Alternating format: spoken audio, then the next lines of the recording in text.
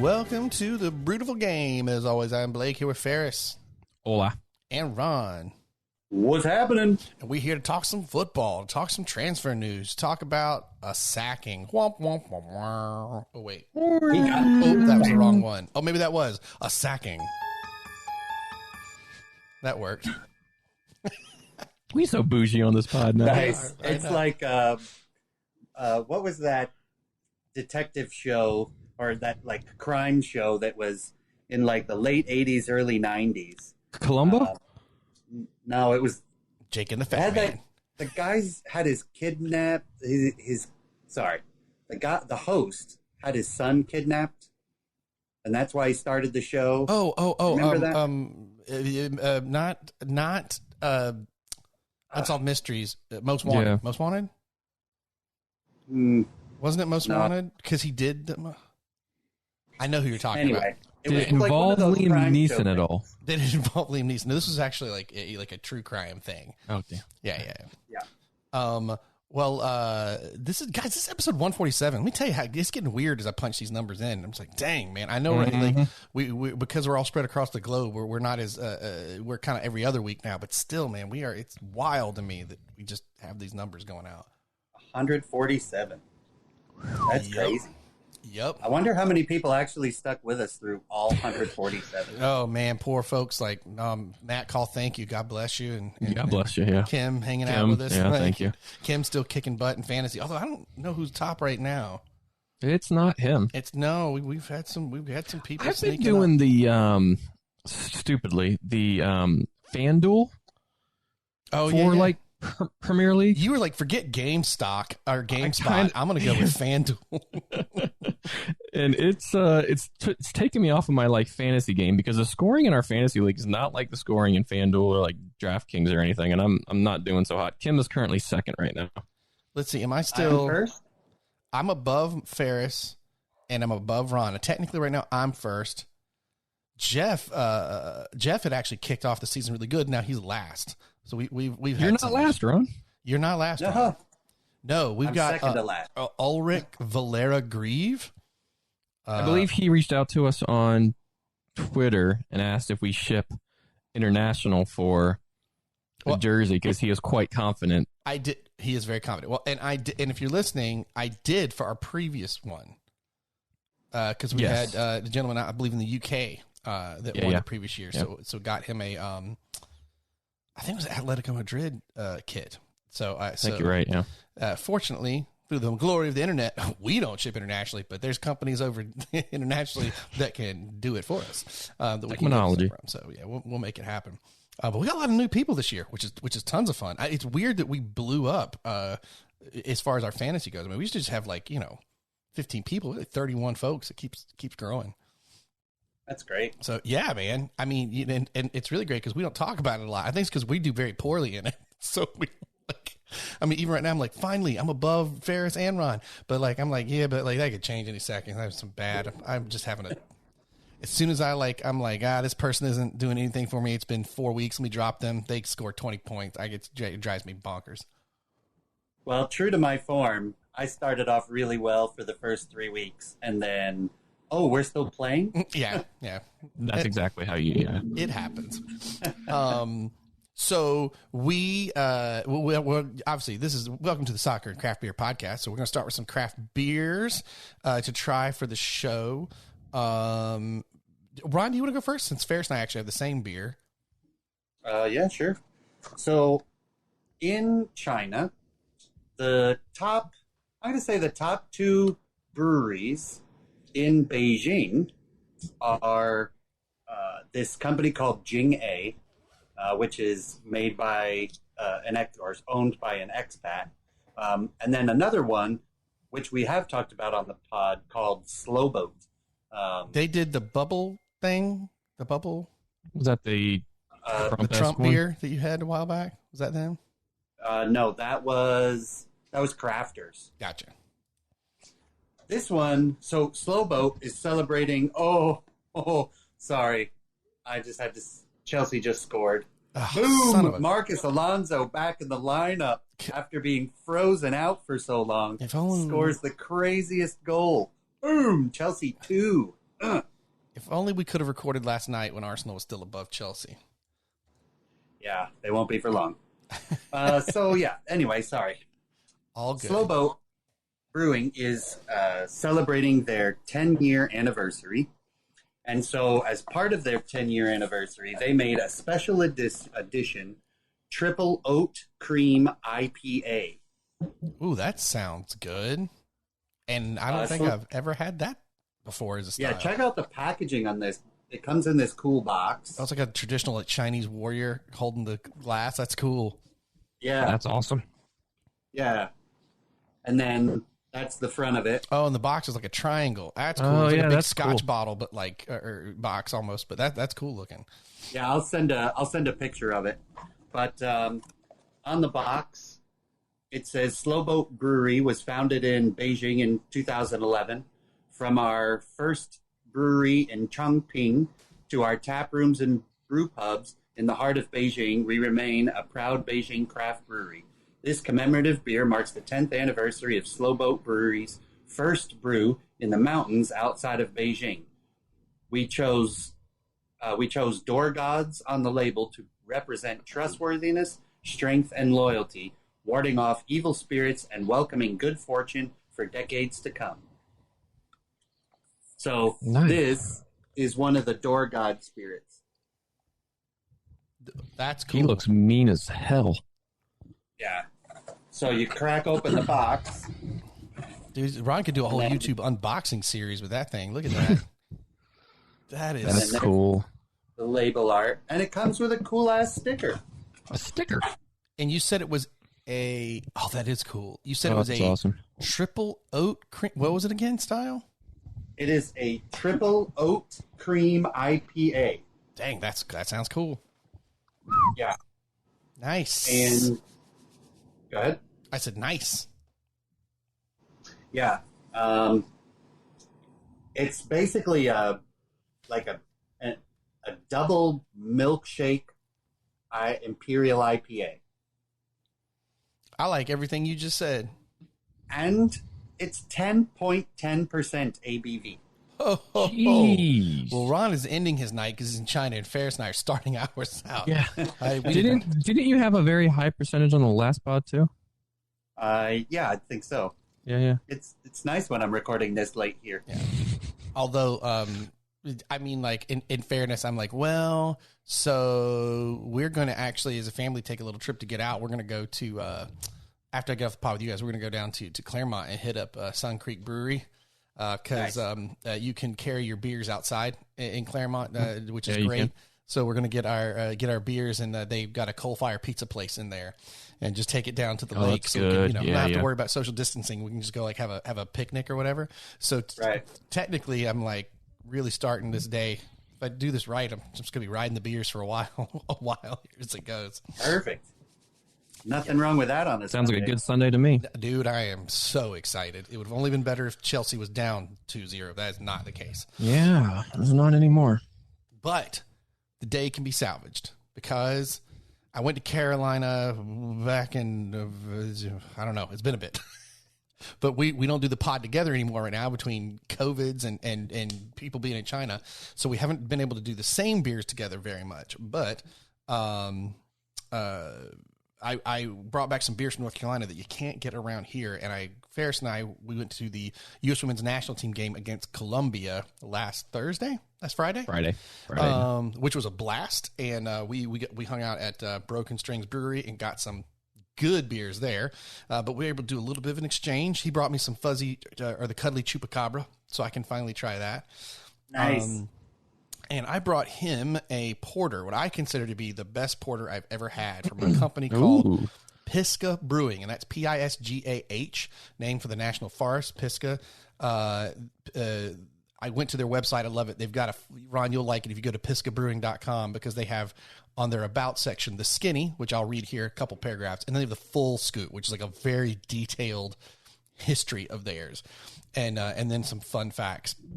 But the skinny on Pisgah Brewing is they're located in beautiful Black Mountain, North Carolina, just miles from America's most precious watersheds, specializing in craft brews made with all organic grains and malts. Oh yeah, they were one of the first organic beers I ever had, and this was like early 2000s when I took a trip out to Western Carolina. And they don't even make a big deal of it; they just are. So anyway, they use all organic grains and malts. Pisgah Brewing's flagship beer, Pisgah Pale Ale, is a staple of the actual North Carolina beer scene, and that is true. You'll just see it at any bar. Founded in 2005, Pisgah is known for producing some of the most sought-after craft ales in Western Carolina. Pisgah Brewing Company boasts a cozy tap room, which is open daily with live music and events throughout the week, while also hosting events throughout the summer on West North Carolina's premier outdoor music venue, the Pisgah Brewing Outdoor Stage. And let me tell you, when we went and visited in October, the leaves were beautiful, but man, with COVID, it sucked that this place was not open.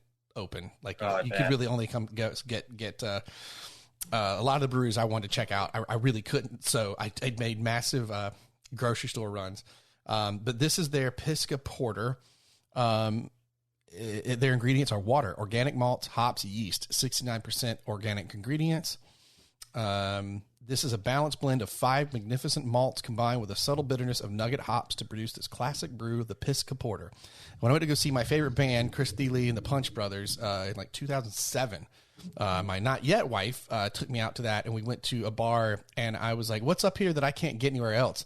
And this dude at the bar was like, well, where do you live? Told him at the time that we live in Pennsylvania. He goes, all right, well, anything by Pisgah, because you can't get that up there. And I'm just going to tell you their porter's the best. So let me just go ahead and get that for you right now. Nice. This one also has sentimental value. So nice little simple can. Blake. Yeah.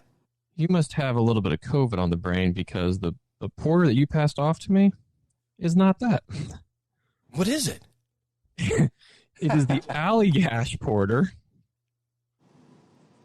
Also a great brewery. Wait, that doesn't make sense. I don't have Allagash Porter. Did our 6-pack get mixed at the store? Because I bought it at a beer store. Maybe it was a mix. No, that's Pisgah, dude. You have the same can I do. Oh, yeah. Sorry. Oh, I was freaking out for a second because I had both cans, and it looks. Hold on. Because I gave you a porter and a brown ale, right? Yes, you did. I was like freaking out there because that would have meant my 6-pack was like mixed, because I peeled it off of the rings before I gave it to you. So sorry. Yeah, I was like, because I'm looking at it and I'm like, oh, hold on. I like freaked out for a second. That's why I was looking at my fridge. I'm like, did you give me the wrong? Yes, I don't know if you can see the art, but I get it. The text art for Pisgah is very artistic, and you could easily make that first P an A. Yes. That was hysterical. So, Ferris, you actually do have the... I do. My apologies. That's why I was like feverishly trying to go through my fridge and be like, hold on. Like, this is weird. That was hysterical. All right, thank you, Blake. I can't wait to try it. Oh, dude, I can't. I'm Ron. I'll try to hold on to one. If we don't, when you come back, we got to go to North Carolina, and maybe everything will be opened up, and we can do a beer vacation. Now that I've said that, let's do that. That just sounds good. All right, here we go. Oh, that was a good crack of the can.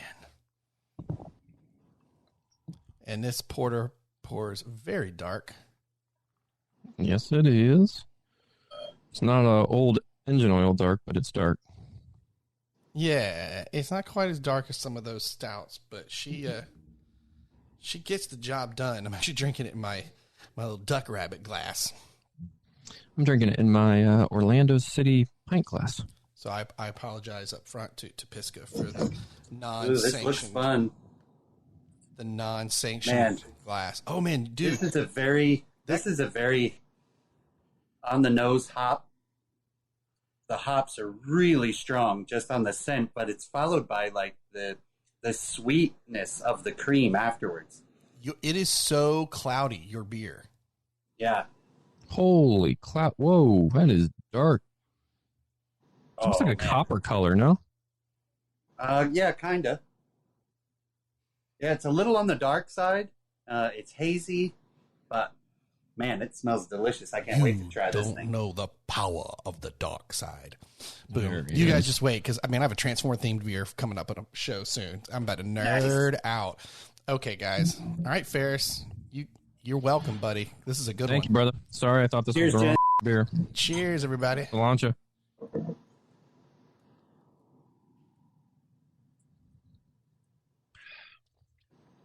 Wow. That's one smooth ass porter. Right, This is dude? the beer that keeps on giving. At 10%, I would hope so. You can't really taste the 10%, which is nice. It's very, very hoppy on the first taste, and then it kind of just evaporates off to a nice malty sweetness without very much aftertaste. Really good. Nice. This one is really malty, and it's roasted so much it almost has the smoky flavor. A little bit, Just a yeah. hint of it. Not like a full-on Rosh beer or anything, but it's just, I love this, but I call it my favorite porter because to me it is the perfect example of the style. You know what I mean? Like that kind of thing. Chelsea wins. Thomas 2-0 over Tuchel's Burnley. first win. There's the Tuchel. The Tukes Mike, sir. The only downside, Ferris, is we Blake, don't have when you were saying that, it almost, for a second, and I don't know exactly, maybe you guys can help me out on this, what the difference between a porter and a brown ale is. So I feel like it's like right in there a way, with almost being a brown ale. I don't know this is necessarily true ingredient wise. Ron can agree or disagree, but it's kind of like a porter is in between a stout and a brown ale. It kind of falls in Right. between that. So it's darker this than leans more towards a brown ale, in my opinion. Yes. So a lot of porters, sometimes I've had porters that I go, this feels like a stout. Like it, and I don't, the definition, Yeah. and they're both Correct. A stout and porter are done with roasted, barley and roasted malts. And it's partially the way that it's done. But this one definitely leans a little sweeter, not in a sugary way, but more in like a brown ale kind of way. But I agree. So typically, Ron beat me to it. I was trying to do the same thing. I was trying to find a little explanation of the difference between the two. so from my Cicerone class, the typically a brown ale is got a more malty profile than a porter would. The porter typically has a little less of a malt profile, but makes it a little more bitter.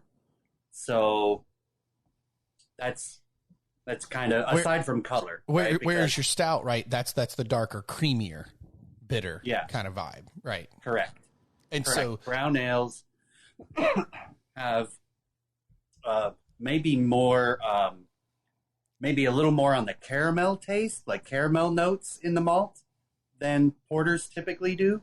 And then, of course, the types of malts are roasted differently, so you get a different color on your final beer. well, I think I didn't realize this. So I saw a thing that basically a stout has roasted malts associated with flavors, whereas a porter does not. And I thought porters were roasted as well. There's a great this website, it's an Australian accent because it's .com.au, but it's called Black Hops, and their article is stout versus porter. WTF is the difference. I don't know how we have not come across this website, but blackhops.com.au. I want to say I've heard of it. I but think I don't. Yeah, we could get Sounds familiar. lost in this. It sounds like they might be they're a brewery, but they do fun, interesting story or articles about stuff.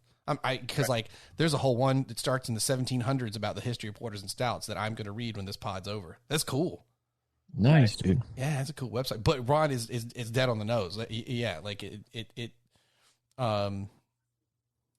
you definitely will have a more malty profile with the porter, so it makes it a little sweeter, whereas the stout's a bit more bitter. But a porter is more bitter than a brown ale, so it does kind of like it does kind of sit in that middle spot. But this is just really good. I mean, smooth drinking at 8:55 a.m. on the East Coast of the United States of America. Before 9:55 Sunday night. In That's why you're doing a 10%, and we're doing, what was the percentage on this one, Blake? pardon me. It is a 5.9. Oh yeah, it's nice and smooth. Yeah. Nice and smooth drinking.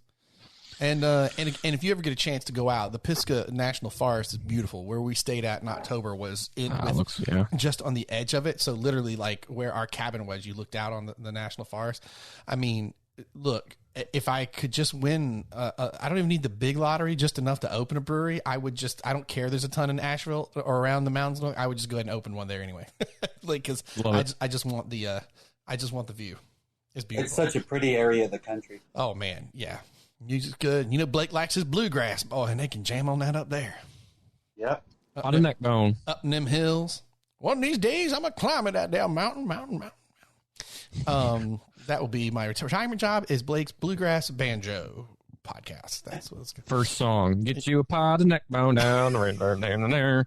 And pot of neck bone down the river, here and there. Well, you do realize now I would have to make a beer called like pot of neck bone IPA. Like, right? Meant to be had with spicy chicken or something like that. Oh, that'd be so fun. Oh. That stuff, like, I'm not a big on I don't know how you guys feel about this. I'm not big on like the jalapeno beers. It depends. If it's a slight like hint of jalapeno or spice, I'm fine with it. But like, I want to eat my spice. I don't want to drink my spice. Yeah. Like, I wouldn't want to drink chicken, like barbecue chicken beer. Like that just doesn't. Like I want to. What I will say, I don't want to drink it. If you get some of those like chili pepper like pilsners and cook your bratwurst in them, that's awesome. I'm sure. Yeah. Yes, I'm sure those are good. Yeah. Whereas one of the ones I had was a habanero spiced IPA. And I thought it was just going to bore a hole straight out. Like, it was like drinking acid. But the Chupacabra Fair Scott was a habanero sour, so that doubly... does, but it's so... I don't know if you've tried it yet. Ron, the beer I just had that was named for a Transformer, the Transformers movie in 86, I was like, all of this would make Ron mad. It was a raspberry chocolate sour. And it was delightful, though. Awesome. Delightful. I might get some today, actually. They make weird stuff at Bergen Springs Brewery. Like they had a cherry Coke, like weird stuff. But I had a something red. It was a Ghostbusters one. Like, who are you going to code or something? Ecto Red or something like that. Yeah. Who are you going to call? It was good. Yeah. I might be doing that today because I'm going down to watch the U.S. men's national team play tonight. Yeah, they play in. They play Trinidad and Tobago tonight at 7. But 4 Lions have been called up to it, so Chris Mueller could get a start. You could see Daryl DK, Perea, and you could see Benji Michelle. And it was a delight. Again, these unprecedented times, as every commercial, whatever, likes to remind us. But I will say, it's the first time I went to go see a game at Exploria Stadium, where Orlando City plays, when we went to go see the women's national team play. And I literally parked my car in front of the main entrance. Yeah, that was pretty cool. Never. I was like, wow. I mean, these times suck, and I want them over. But this ability to park was sure nice. But it did suck that I think the stadium can only hold like 5,000. And clearly everybody was in to win it because those 5,000 made some noise for the ladies. Like, everybody was really excited. I was like, could you just imagine if we were up to our 24 it holds, I think, something like that. But what a good game that was, too. I mean, look, 6-0, it was a delight. You know what? Speaking of these unprecedented times, when everything sucks, like, to sit down and slap on the red, white, and blue and watch the ladies just put on a clinic was delightful for my soul. It was so good. And did we mention that? Did we mention on the last? I think we did that. Becky Sauerbrunn has been named the captain. I don't know if we mentioned it. I don't think we did. I think we shared it on Twitter. But before these batch of games that they just played, they played 2 games against Columbia, won both. I think the first one was like 3-0. The other game we watched was 6-0. He had changed out a lot of the players, but before all of this, Becky Sauerbrunn was named the new captain of the United States women's national team, and what a fantastic pick. Well deserved. She's very, very smart, clinical at the back, cerebral, good positioning, and can really see the field. I got absolutely zero issues with that, with her being named. But we also have a lot of young talent that's coming up. A lot of young talent. And that's just like the men's side. The women's side has just a plethora of talent, and you can really, in my opinion, thank those that have come before, like not before, but in this age of social media, you can thank your Alex Morgans.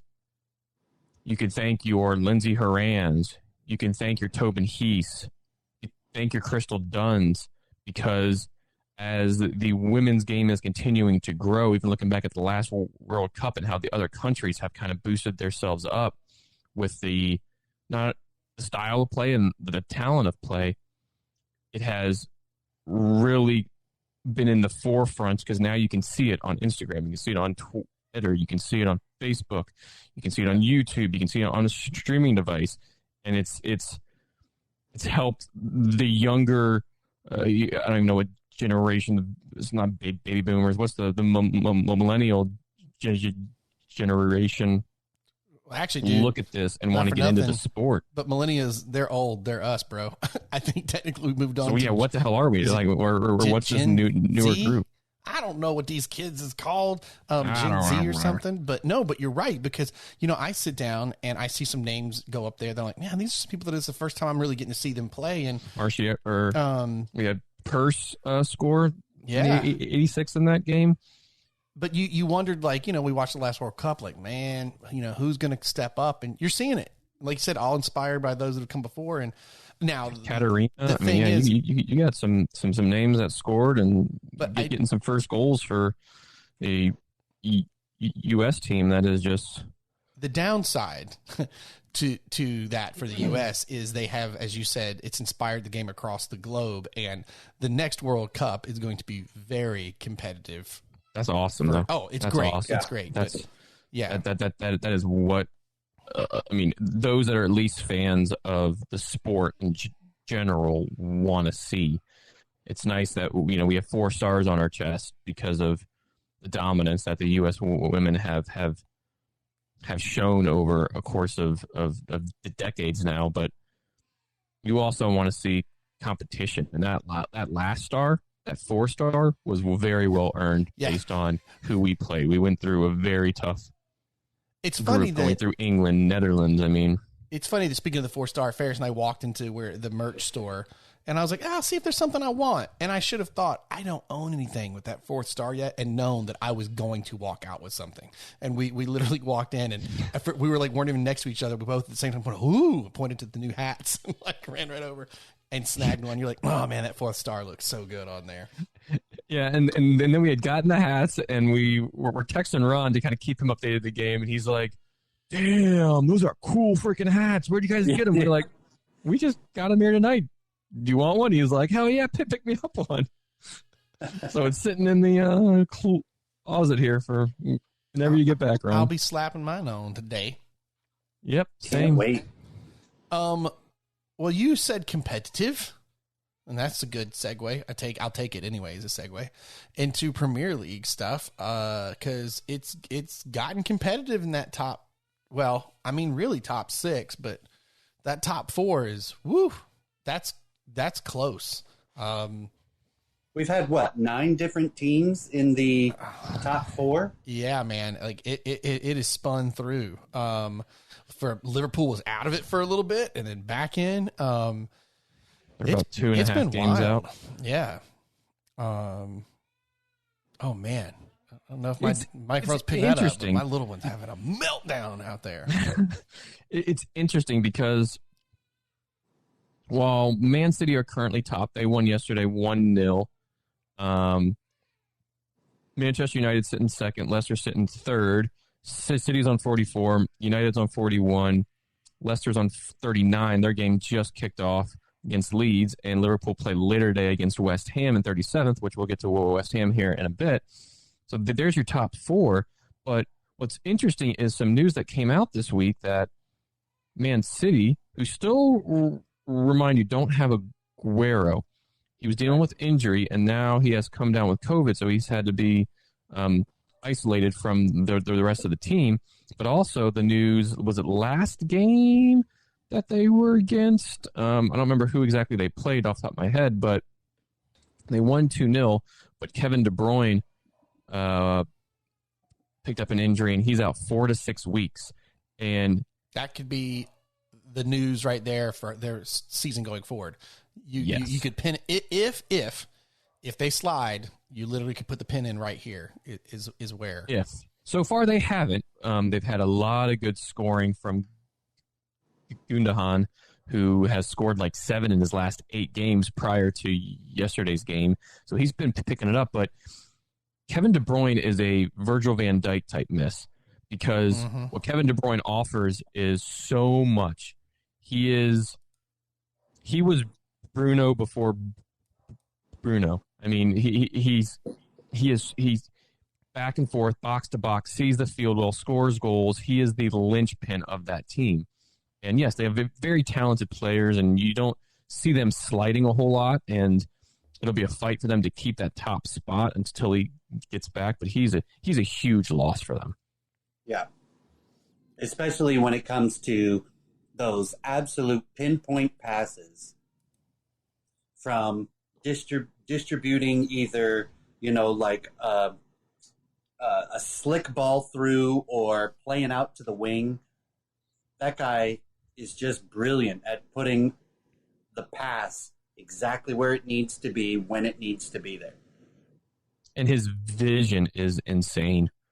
What he sees on the field and how fast he sees it, because you can see things on the field. I mean, you can see things from the bench. You can see things from defense. You can see things from a lot of places on the field. But to be on the field in essentially the center of the park and see some of the balls that he plays, and not just see them, but how fast he reacts to pinging a ball there, or to playing a through ball, or to like doing a chip over the top opposed to a through ball on the ground. Like how fast he is at making those decisions is insane. He's got 10 assists so far in the Premier League this year. He's only behind. Does he lead or no? I'm checking. I don't know that offhand. I want to say he's behind. Is it Son or Kane? Maybe. Not by much. Kane, yeah, Kane has 11 assists. Yeah, 11. Yeah. He's been rolling in it this year. Which we'll get to him in a second. Yeah, absolutely. He's been rolling in assists this year. He be rolling. But I think Man City is, currently right now, as the table, actually, I think this is still accurate, right?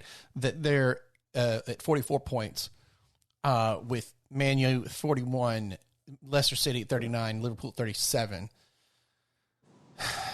It does kind of feel like that 5th spot, even though it's only 2 points down at 35, it does kind of feel like this top 4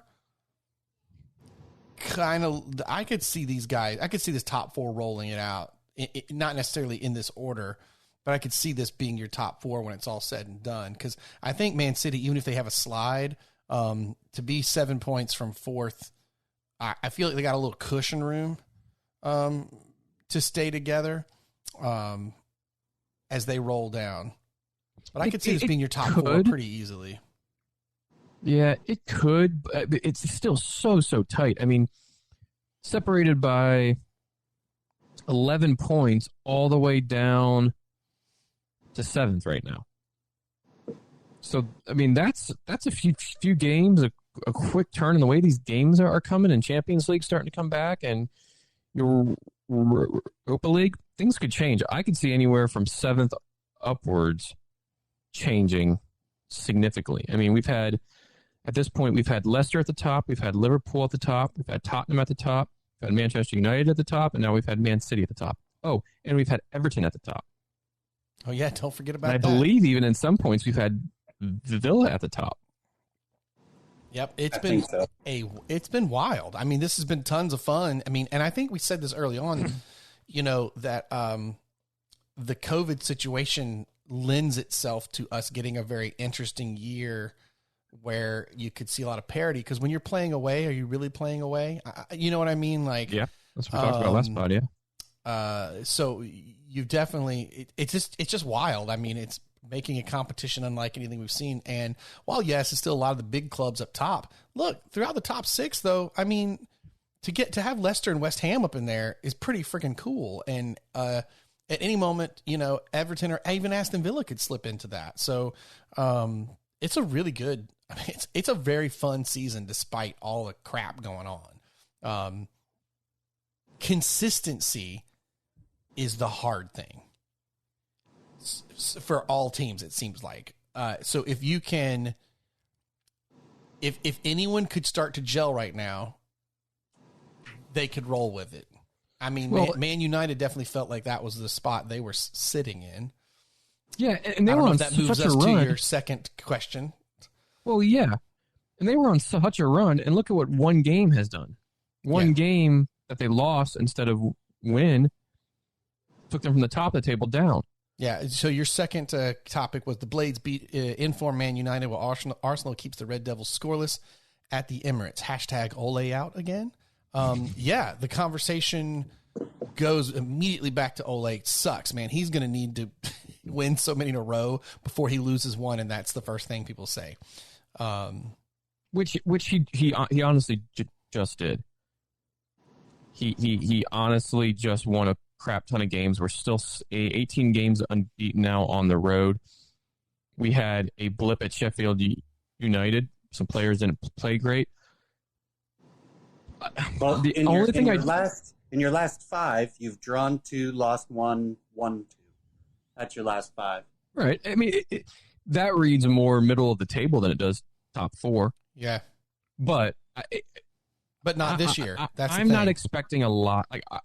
To be the top of the table for a bit is nice, and we return to what we were used to under Sir Alex for the first time in ages. But I'm not sitting here thinking we're going to win the league this year. We have a very talented team. We have some young talent. We have some goal scorers. We have a bit of defense. I just want to make the top 4. Well, but I mean, okay. Dang it. Why do I have to say this instead of Ferris? But for this year and the way it's gone, you could win. That's the thing. Like, look, I think Leicester City, Liverpool, Man United, Man City, none of them would shock me if they won the season.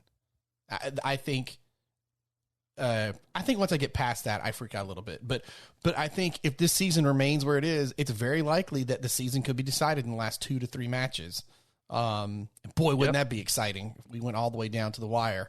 Because I have a feeling normally sometimes what helps us have excitement for those last couple of games is the relegation battle. And I don't know that's going to be I don't know that's going to be as competitive.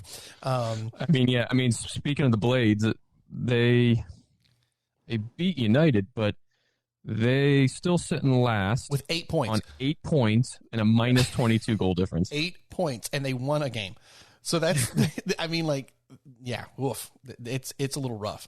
And then West Brom. They've won 2 and they've drawn 2, right? Is my math? Yeah. They won 2 and they've drawn 2 and they've lost 17. And now, in fairness, though, something that I think they have 34 goals against them, but they've only scored 12. How about West Brom? How many goals against West Brom? I thought they only scored 50. 8. Oh, yeah, you're right. 12. 50 against West Brom. So not the worst. But they also haven't scored anything. No. I mean, you go up to like Burnley, who's in 15th. They have 13 goals for. Okay. Only one more than Sheffield United, but 10 less goals against at 24. That's a big difference there. Yeah. 26 now. Well, this is true. Well, just lost to Chelsea, too. Very, very true. But that's why West Brom above them at 19th and Fulham at 18. That's probably your bottom 3. The relegation battle is kind of a sad one this go round. Teams felt like they got to that bottom and just have stayed there for the most part.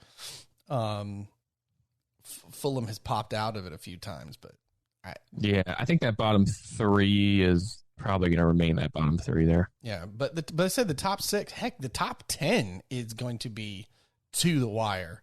I mean, for absolute certainty, I guarantee you the last day of the Premier League is going to be fun because it is going to decide who gets to go to Europe or not. There are going to be matches where Who gets to go to Europe or not, and who gets to survive and stay in the Premier League. Right, because you've got, well, let me go to a live table, but in your 10th, you have Arsenal at 32 or 31 points right now, right? Arsenal just got over run by Chelsea this morning. Right. So, sorry, here, I'm going to pull up a live table real quick. But, so you've got in 10th Arsenal at 31 points. 6th place, Tottenham has 33. So, yeah, getting into Europe is going to go to the last day, without a doubt, for some clubs. And it could be exciting because it's the kind of thing where you could see, a Tottenham or an Arsenal or a Chelsea, if they're at that 6th spot, one bad day and an Everton or an Aston Villa or somebody slips in and they're the ones going to Europe. I mean, it could be, wow, could you imagine? That'd be wild, actually. But it is easy to imagine. I mean, this season is just, consistency is a little all over the place. I mean, well, yeah, and you look at its consistency and it's all over the place. I mean, look at the team that's in 5th right now. You read my mind. That's a good segue as well. Hold on. I'm sorry. Before we move to that, can I say one thing? Ole out? No, that's not what I'm going to say. I don't think he's the best tactical, and I'm not going to go off on that. That's not what I want to talk about. What I do want to talk about is, can we please stop with the racism? Oh, God, right? I am sick and tired of that. How Tuanzebe, Martial, and Rashford, because we lost and drew a game of soccer. It's a game. Their skin color has zero to do with how they performed on the field.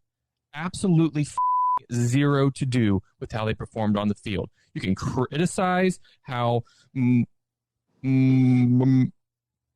Martial can't score a goal and Harry Maguire scored more than he has this year. You can criticize how he doesn't run the channels, how he could be lazy, how Rashford had a poor game yesterday, how Tuanzebe is not quite up to the defensive,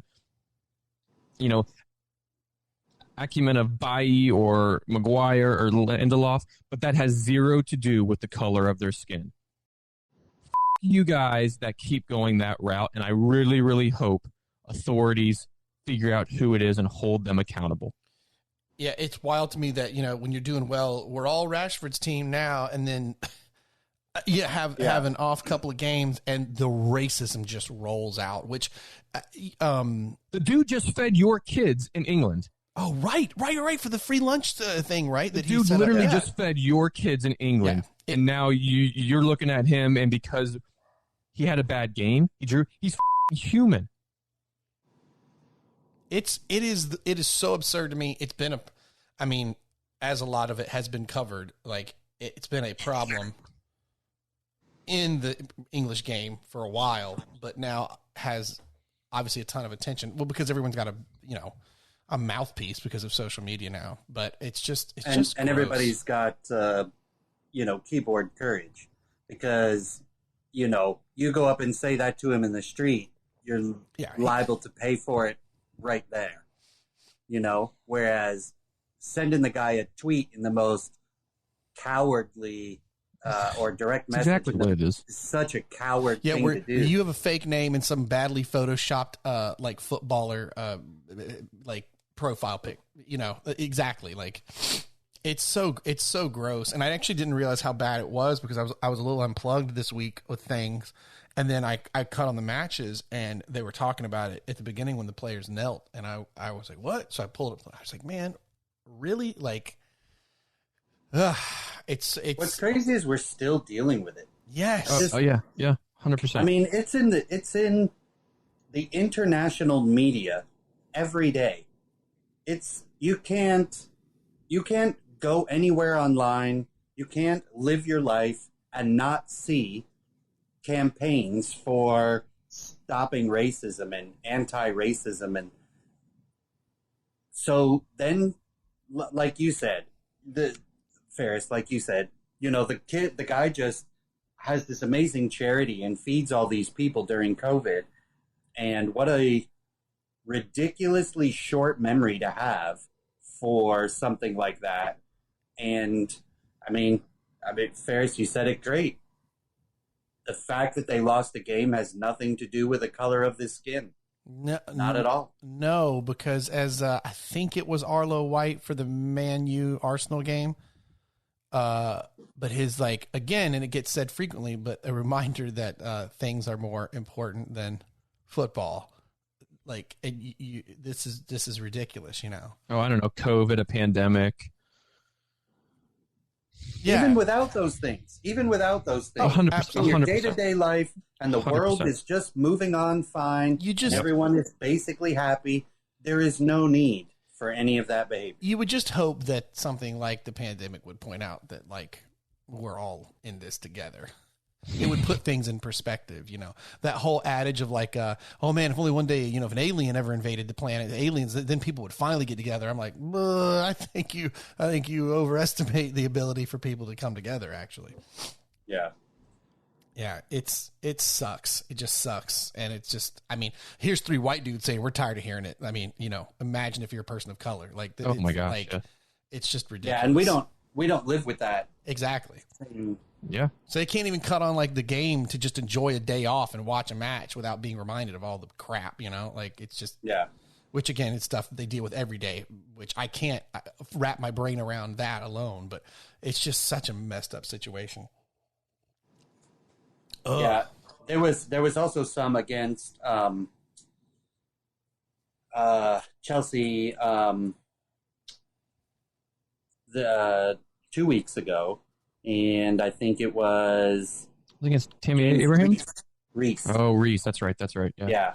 And the club came out and said that, you know, racism and all its forms of discriminatory behavior is, you know, just completely unacceptable. And, you know, they went to the FA because they basically said, we're not going to play if this is going to continue, which is a cool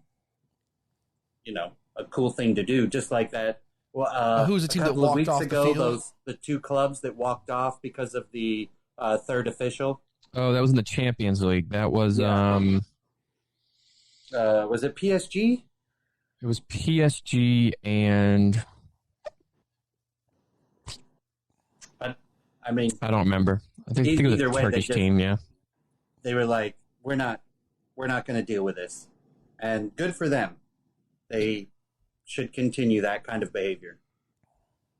Yeah, and in the COVID time, you know, as far as stuff that happened at the stadium, you know, they punish people with bans and stuff. And not that still can't happen, but the more people sit at home, and not that these are people who had season tickets to go to games or whatever, but, like, I don't know, it's like it's emboldening people even more so. It's, you know, as people, and forget, you guys forget too, like, 'cause I got some friends in the UK, like, they're going back into lockdown and everything else too. They're in a very different situation than we all are. Sure. This isn't making excuses, by the way, at all. But what I'm saying is people who suck like that get to stew even more on their own behind their keyboard, filling their time, you know, with just, you know, vile hatred, and they got more time on their hand to do that kind of crap. And I'm sure that does not help with the situation at all. No. Oh, that made me angry.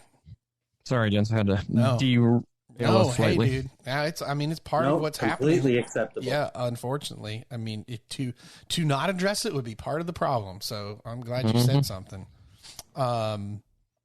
You had started to move on to West Ham. I did, but can I just say how awesome it is that I can watch the jersey that I'm wearing right now, Christian Press playing the AFWSL. That is pretty awesome. The NBC Sports thing. Very, very cool. Anyways, continue. Sorry. So West Ham sit in fifth. Where the hell are we? Is a great tagline or great headline. They take on Liverpool today. Yeah, they do. And boy, sit right above them in fourth. What a game! Important game. As I say, this is a 6-point game right here. This is a huge game for Liverpool because Liverpool needs to show some dominance back. They have. I knew you're asking about West Ham, but they are just under Liverpool, so they have done that thing where they've just drawn too many games.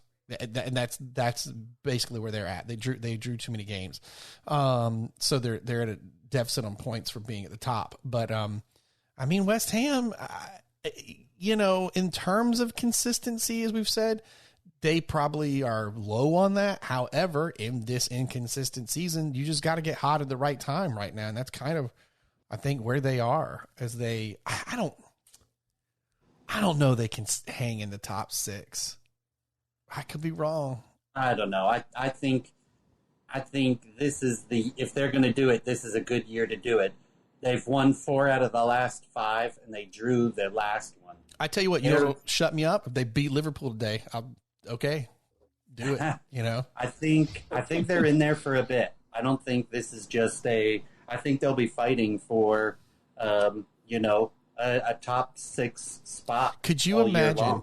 Could you imagine a season ending where the only London club is West Ham and Chelsea and Arsenal and Tottenham sit outside that top 6, and West Ham is the only one to go into the top 6? That would be wild. That would be wild. It's nice for them to be up there, and I hope they beat Liverpool, but I don't think they're going to finish in the top 6. I mean, look, I'm with you in the terms of the teams in 5th, 6th, 7th. You got West Ham, Tottenham, Everton, 8th, and Aston Villa, and then now 9th Chelsea. I forget where they moved up to. Maybe actually Chelsea's 8th right now after the win against Burnley. But you could say that about any of those clubs, though, that they could or couldn't be. Again, this is such a weird. Yeah. It's such a weird year. We'll get to a signing that they just made too to kind of help with some goal scoring, because Chelsea's in 7th. Sorry, that's what they're at now. One of their strikers, Sebastian Haller, just left not too long ago. I believe, I don't know where exactly he went, so I won't speak to that. But not that he was scoring an abundance of goals for them, but you're getting goal scoring from Thomas Suchik. I think I'm saying his name right. Who's a Czech international who joined in the summer and plays as central defensive midfield alongside Declan Rice. He scored a double his last time out. Yeah. The dude's been a goal-scoring machine this year, and it's because of the name that I just said. Declan Rice is West Ham's Conte. He is an England international who is going to be in that team for a while, because he's not like a Dyer where he doesn't have legs. He is more like I don't even know who I can compare him to. He has the vision and the passing of Michael Carrick, but the tackling of a Roy Keane. Not quite. Those are very drastic, but he is a modern-day center defensive midfielder that holds that line, that can push forward a bit, connect play. And he is, in my opinion, West Ham's linchpin. And he's also linked to a lot of transfer rumors. He is, and that would be a huge loss for them. They've done well so far to keep him in, and they might have a chance to keep him in the team and a part of the team if they keep fighting up here in the top 6. And they also, we shouldn't fail to mention, got Mikel Antonio back. Right. He's been a big miss for them, and kind of why they let Sebastian Haller go on, because he can lead the line and he can score goals, and he's a big lad that's strong, has pace, and can finish decently. I wouldn't say overly great, but decently in the box just based on his work rate. So, yeah, I think West Ham have a very good team. They're up there in 5th. I don't think they'll stay up there. I think they'll probably end somewhere in that 7th, 8th range, but good for Moyes and good for the Hammers to be up there. And let's go Hammers against Liverpool in about 2 hours' time. I know, right? No, that'll be really fun. No way. You're rooting for them against Liverpool, Ferris? I would never have guessed. Shocking. Listen, I would root against Liverpool with any team that played them. St. Mary's School of poor children, I would hope to beat them. I don't know. Amazing. I love your go-to is always St. Mary's School. You got it. Yeah. Yeah, it's always St. Mary's School of something. Of something, yeah. It's So I mean anybody. Well, I mean, I would root. Actually, I would rate. Come on, man, you'd be heartless. You'd be Scrooge. You weren't rooting for St. Mary's School of That's Poor true. Children That's true. to beat Liverpool. That was a bad example. I'm thinking, I was trying to would you root for like head. Genghis Khan's football club? You know, like which one would you like over Liverpool? Like, That's true. Where does the line lie? For a second, I was going to say, but I really couldn't say it. I would root for Atlanta United. That's one of those ones where you just hope for a draw. Like you hope for like a 0-0 draw. Yeah. Can both clubs lose? Exactly. So I think we should go to this next one because I bet this is going to eat up a little time before we get to our transfer news because I do have a hard out today at 10. I gotta hit the road here. Number 4. Here it comes. Club legend super Frank Lampard becomes the second manager casualty of the season, while former Borussia Dortmund and PSG manager Thomas Tuchel takes charge of the Blues. Can he escort them back into Champions League place? Ron. Which I don't think any of us had him on the list. I did. Tuchel? Frank? I did. Did you? Yeah, he did, but not first. That was because you guys gave me so much for this. That was my bold prediction. Oh. And my first manager sacked. Oh, because we gave you crap because we were like, no, the Leicester's position is supposed to be like a positive thing. Correct. And you went with a negative thing. Yeah. Now, he wasn't the first. He was the second. Ron, I believe you got the first one correct. You went with Slaven Bilic again. He was the first manager sacked. Hey, if you can count on Slaven for anything, it's that he's going to get sacked. I think every time I've won the first manager sacked, it's been through him. It's been with him. Except one. I think one was... I can't remember. But I've won with him being fired pretty often. Yes, you have. Like I said, I had him, but I had a feeling. You change over the team so much. He couldn't figure it out. He hasn't managed for that long. He's under a crazy ass, lives out in the English Channel, Russian billionaire that just makes decisions on a whim. He was never going to last if he didn't win 10 games in a row or figure it out quickly. So this is going to sound crazy, but some of my favorite commentary about this situation came from something there's no way Ron listened to. And that is the last episode of Arscast. It was about Martin. How am I going to say it wrong? Man, it's going to be my new Ole Gunnar Solskjaer. Odegaard. But if you hear him say it, I feel like it sounds a little different than that. Yeah, it does. But the best commentary about Frank Lampard. So the second half of that podcast, the last podcast, he actually talked with a Man United fan, Musa Kwanga, about because this was following the Man United Arsenal draw. And they got to Frank Lampard. They were supposed to be talking about Man United, and this guy Musa, was so.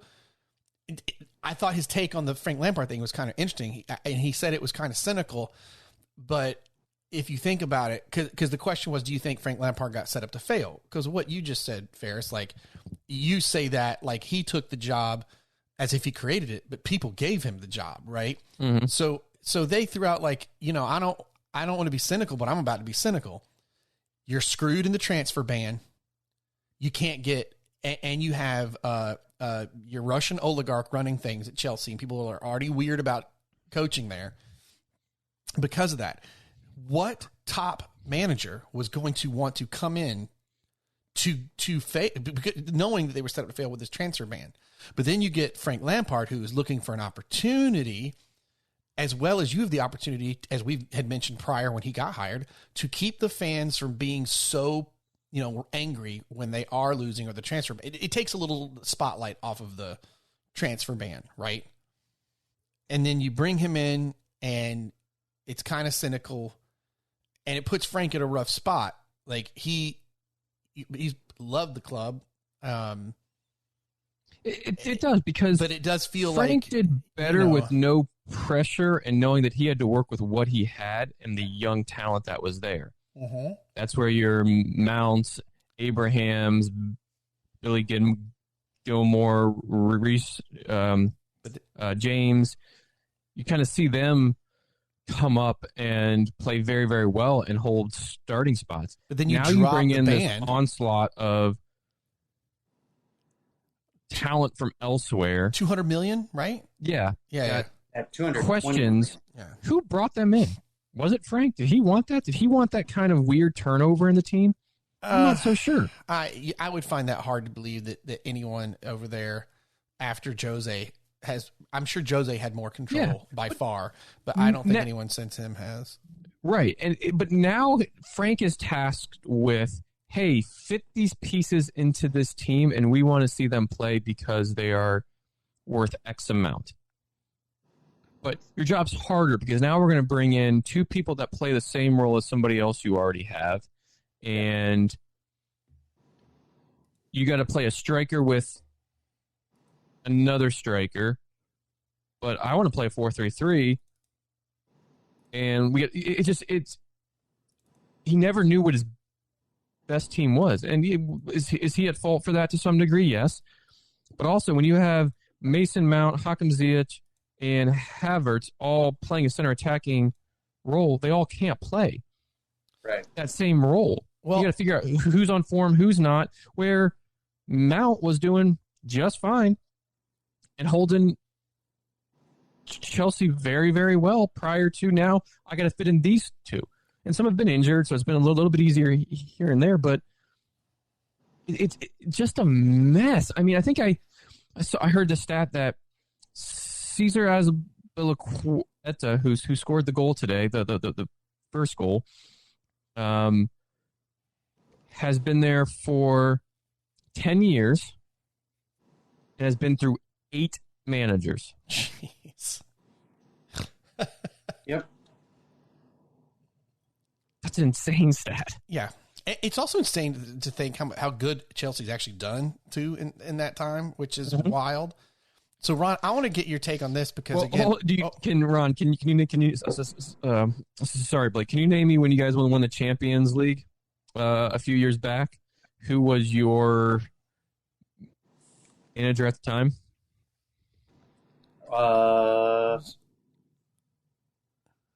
Man, let's see.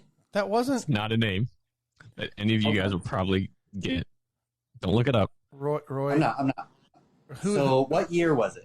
Who's always the guy they would bring in? Like 11, 12? Yeah, somewhere in that range. Because we beat you guys in 2008. But man. I think your last one, the latest one you won. Let's see. Was that Didier Drogba was playing for us? He was still there, yeah. And so is it just pre-Jose? Well, Jose's been there like 5 times. Well, that's true. Okay, just pre-last Jose? So what defines pre-Jose? Who was it? Pre-last 2012 Jose? Must have been... Man. Roberto Di Matteo. Oh, geez. I wouldn't have guessed that. Okay. Exactly. Yeah, I wasn't going to guess him. That's one of the 8 managers that's been there in the past 10 years. Good grief. Good grief. So Ron, I want to get your take on this. Again, it's becoming a commercial for Arscast, but it's a great show. Even if you're not an Arsenal fan, from time to time, it's a good show. They brought up a conversation or a point that I thought was interesting. Frank had a tendency to call out players on TV. Now, Jose Mourinho does that too, but he tends to be strategic about who he goes after. And sometimes it's clear that it's not a good thing. It doesn't work out for him, but he tends to be, and Frank was a little more opener. And part of the conversation was, is that because Frank, if Jose called him out, he didn't care. He was the kind of player that could deal with it. And so he doesn't understand when other guys can't. And then also a thing that people felt was a little telling was usually when a manager gets sacked like this, there are plenty of players on social media going, hey, it was great with so-and-so. Thanks for giving me a chance. Yada, yada. Best of luck. And nobody really did that for Frank. There were a few. A lot of your young talent that got chances came out. I believe Mount and Gilmore. So and the people that he gave a some of shot to, Yeah. James, but Pulisic. like you didn't have any of the old, which is crazy because some of that old guard played with him probably. I don't know. It just, because Frank, this is only his second club, so he may not have learned that nuance yet. But that was, and he learned from Jose. Well, I think at the end, after reading a lot of different social media posts and different news reports and things like that, I think he just couldn't find the right fit. And there's probably a lot of different reasons for why that was. He had so many different lineups in the league, trying to constantly find players that were going to gel together. But I don't think he had a very systematic approach for why or how he was doing it. That coupled with the fact, as you already said, you have so many players that all play the same position. The people that he was using constantly could never find a rhythm with any of those number 9 roles, the number 10 roles, the number 6 roles. They could never quite gel with someone because they were always someone new and always someone new in a new position. So I don't think he could ever really find it. And I think he was frustrated with a lot of things. I think he was frustrated with the team. I think he was frustrated with the front office, frustrated with himself for not being able to make this click. And I feel like it's one of those things where, in life you come prepared for a situation and it just, no matter what you do, it's like quicksand. You keep trying things and you sink further. You keep trying things, you sink further. And I think in the end, it was inexperience because, again, it's his second club. And his first club was, Derby County. So the stakes are totally different. The pressure is totally different. The worldwide magnification of every choice you make is different. So all of those things just led to it not gelling out. And then the constant changes in lineups lead to player frustration because people that were performing very well, like Marcus Alonso, sat. Marcus Alonso started for the first time this season today. No, he came on. Did he come on as a sub or did he start? Today, I thought he started. He may, but Pretty sure he started. Yeah. I'll go back and double check that, but I'm pretty sure he started. So, where do you think? I mean, obviously, Chelsea's got Thomas Tuchel, and I think if people like Arsenal fans like myself, I mean, even I'd put this on a Man United like Ferris. It was really like, oh man, Frank's gone and Chelsea's having some troubles and they got to get a new manager. So maybe I'm going, yeah, maybe Arsenal can squeeze back up. I'm like, oh God, you got Thomas Tuchel. Well, never mind. Actually, that's a pretty good pickup for a coach or for managers. So I think we'll see what happens, but I think Thomas Tuchel's a good choice. I wonder what happens with Frank. I mean, there are going to be some clubs, I think, in Premier League that will look for new managers. Or does he go back to Championship? When you say that, if you go over to the sackrace.com, fantastic website. It's called the Sack Race. Yeah, the sackrace.com. That's the awesome. odds right now, the odds for Frank Lampard's next job is to succeed good old Roy at Palace. At where? At Crystal Palace. Huh. But the sack race is interesting. Frank became the 23rd manager casualty. Chelsea has some competition because this season so far, Sheffield Wednesday, we mentioned it on the last pod on it's the FA Cup, have fired 2 managers this season alone. No. Gary Monk became the 7th manager casualty, and Tony Pulis became the 18th manager casualty. He spent 45 days in charge at Sheffield United. Come on, man. That's not even... You can't even... Come on, man. And there's somebody in here that Michael Jackson got fired this past year. That's Tranmere Rovers. He got fired on Halloween. He spent 105 days in charge of Tranmere. He was the 5th manager casualty. Well, and the very first one that was sacked this season, I won't lie, came on. What's that? I just went to your thesackrace.com, and boy, that's a rabbit hole to fall down real quick. It's fantastic. It's great. Like, what a Wikipedia of just bad news for people. Yes. Like, It's awesome. Oh, man. It's awesome. Struber, I think his name is. He was in charge of Barnsley. He got sacked, was the first manager casualty of the season on Tuesday, October 6th. But the interesting thing about Thomas Tuchel is he's been at Dortmund and PSG, but he hasn't really won that much. He won the league at PSG, but then again, if you don't win the league at PSG, you're doing something seriously wrong. Well, he won the domestic quad there in 2018 with PSG. It's PSG in France with Neymar and Mbappe. It's not like even in his time in Dortmund, he didn't win anything there. I think it's a better choice than Lampard. I think at the current time to maybe get some of your offensive talent going, yes. However, today it was 2 defenders that scored for you guys.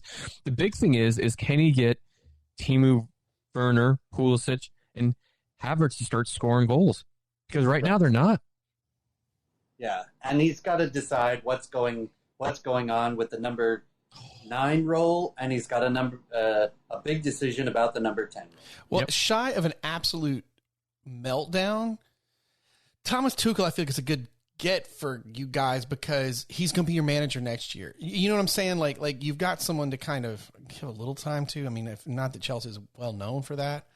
But I think that's a good grab because in a world where we constantly say for these top, teams, in a world, who are they going to get? Right? We're like, yeah, you could fire this guy, but who's going there? You know what I mean? And right. If you got to take chances, or Thomas Tuchel really isn't taking a chance. I mean, that's a more of a proven commodity. So you're either pulling like an Arsenal and a Man United and Chelsea just now with like Frank and Arteta and Ole Gunnar Solskjaer, and you got to see how they pan out. I mean, on one hand, I will give Man United a lot of kudos. We've made jokes about this, but holding on to Ole Gunnar Solskjaer and letting him try to set something up that's important.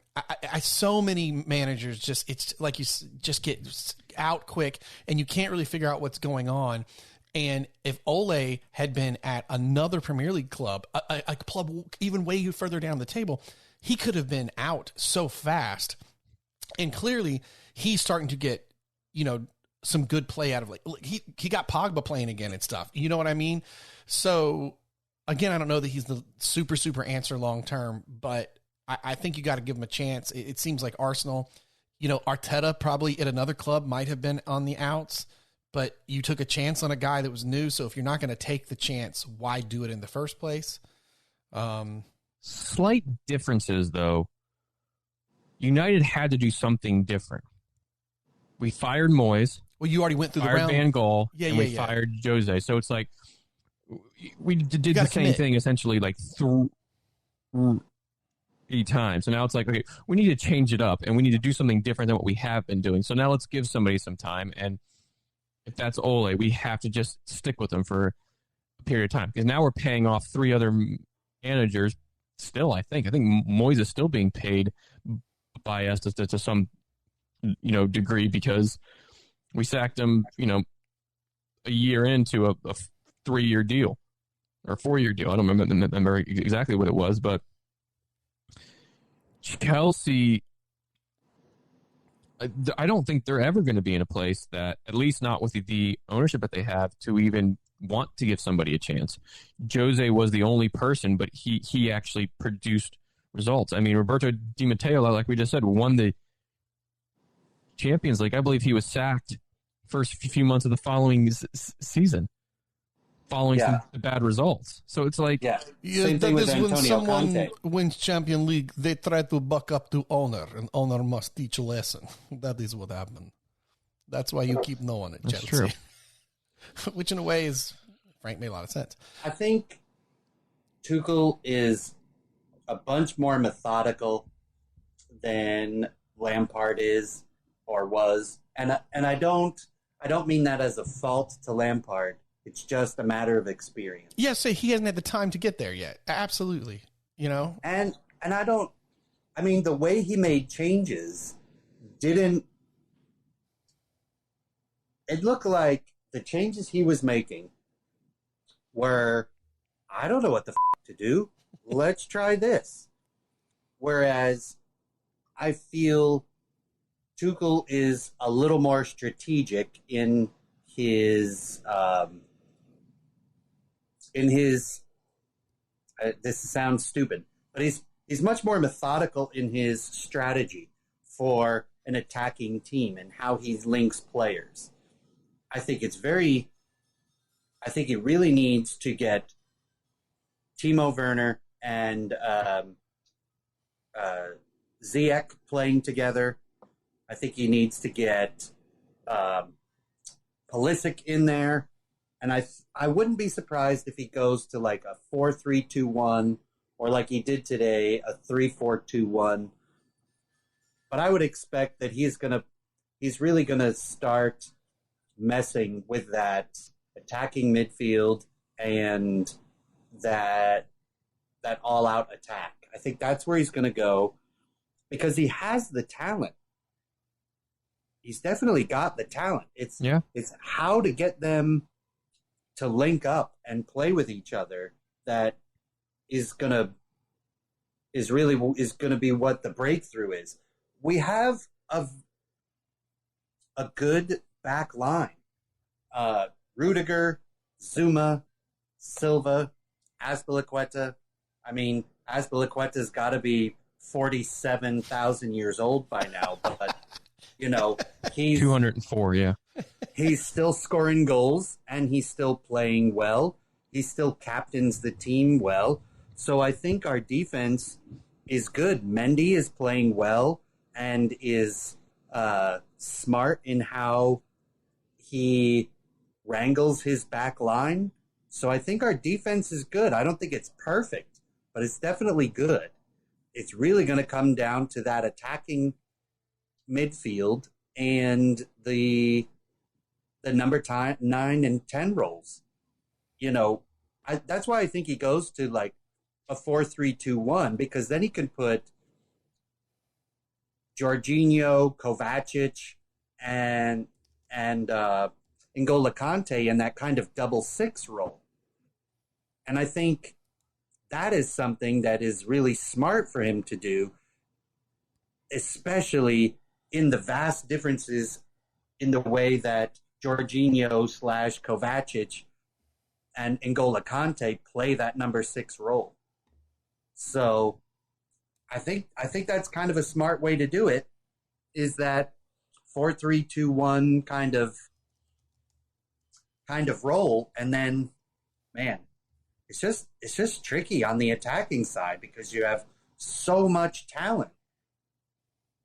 How do you play them all? And that's what Frank was asking. Right. Havertz, Reece James, Giroud, Pulisic, Abraham, Mount, Werner. There's just a lot. And don't forget, we have Ben Chilwell in the back too. So, we've got a good team. We've got all the pieces there. It's just putting the puzzle together. And is Thomas Tuchel going to be that man? From an attacking standpoint, I think so, because he's known for his attacking play and his aggressive attacking play. So I think he could put together something that works well. Is it going to last? Who knows? We're in this crazy season of injury and COVID, so who knows how that's going to, work out. I think only time will tell. I think it was funny. I was reading a bunch of articles, and they said Chelsea team getting a taste of Tuchel's tactics, and it was pictures of them all playing soccer with tennis balls. Yeah, I saw that. Right? It's so fun. Like, soccer balls come in different sizes, and they're all playing in like size 3 and tennis balls, and ultimately, I don't know. Is that a gimmick? Who knows? I'm not a manager, right? But if what he does helps turn the team around and keeps them moving in the right direction, then I'm all for it. Especially considering you think as soon as you change a manager, everybody's worried about their job. So you get that manager bump, right? Where everybody's suddenly playing really well. And then after 3 or 4 games, that's where you really start figuring out if manager changes are really changing the team for the better over a duration or is it not, So only time will tell. I think he's a good fit for the team.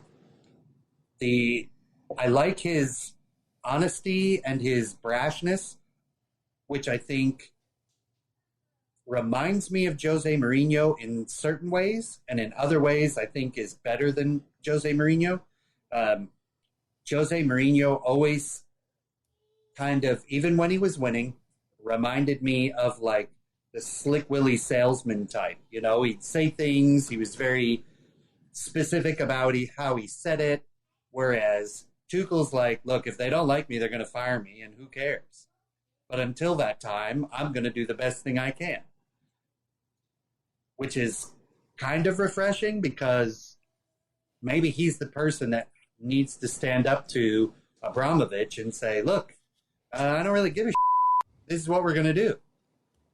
As opposed to if he could have all that the ability. other managers kind of, I don't want to say fearing for their jobs, but, kind of fearing for their jobs. We're going to play with tennis balls. Well, hey, whatever makes you better. Oh man, I don't know if you can hear my little one, but she's yelling because I do have a heart out, so I got to get ready to roll before we get to our transfer news. So we might need to save a little bit of this for the next time we get together. I can go through it in a minute if you want. Challenge on. It's 9:58. Hit it. Jesse Lingard completed his move to West Ham on loan until the end of the year. The out of favor Manchester United England international will join that team. I don't know if he registered in time to be on the bench today, but we shall see. He's just been way out of favor. Yannick Bolasie joined the Riverside Stadium Championship Club Middlesbrough in the championship. They are currently sitting somewhere in like the 7th or 8th range. This was interesting because Bolasie tried to make that move in the summer transfer window, and it didn't happen. And Neil Warnock basically said Yannick had a little bit to do with this because he didn't let him know and let his manager know and this whole info thing. But anyways, they got that through. He's there until the end of the year. Mesut Ozil finally leaves Arsenal, which we can definitely talk about that more on the next pod. Bye-bye. But they bring in a playmaker by who they refer to as the Norwegian Messi, Martin Odegaard from Real Madrid. Excited. Spent 2 seasons out on loan with Real Sociedad and got a little bit of time in the United game yesterday, but came on very, very, very late. And then finally, the U.S. men's international team player Jordan Morris completes a season-long loan with an option to buy to championship club Swansea City. He could be in the Premier League. Yeah, they very, very well could. Right now they're sitting in second. He came on yesterday in the 83rd. He played 8 minutes and created one chance on a key pass that he had. They won 3-1. He didn't participate in any goals or anything like that, but For his time at Seattle, he had 35 goals and 20 assists in 105 matches. So to join the Swans over in Wales and maybe be in the Premier League next year, as they have an option to buy, would be quite interesting. Hey, that's impressive. That was like 58 seconds. Point 32. That's pretty good. Nice. Impressive. Well, I apologize, guys, for having to put the gas down on this one. But this was a heck of a fun pod. Man, thanks for the beer. I had a really good time. Yeah, good, right? Well, we'll save we got a brown. We'll try that. We'll maybe do that next pod. Very true. The brown I gave you. Yeah, this is a fun episode. I love when I walk away and they feel so good like this. People listening are like, I listened. I don't know what you're talking about, Blake. But follow us on thebrutifulgame.com. Then follow us on Facebook, Twitter, especially Untapped, because we put all our stuff up there so you can see what's going on. Sometimes you can almost get a preview of what beer may be coming up that we are going to talk about. Follow us on the gram, as the kids say. We don't have a TikTok yet, and I just don't see that happening. Is that it? I always have to ask you guys. I feel like I'm forgetting something, but I feel like I've done this enough times. I should know everything. I think that's it. Yeah. The only soccer news we didn't cover was I did not. I don't know if you saw like where Neymar is getting like people are making fun of him again for how bad he flops and rolls, or fakes getting hurt, and I don't get it because he's my role model. Just leave. Just hard out yourself and just. That's it, ladies and gentlemen. Love the beer, cherish the game, the Brewtiful Game. Cheers, gents. Cilantro.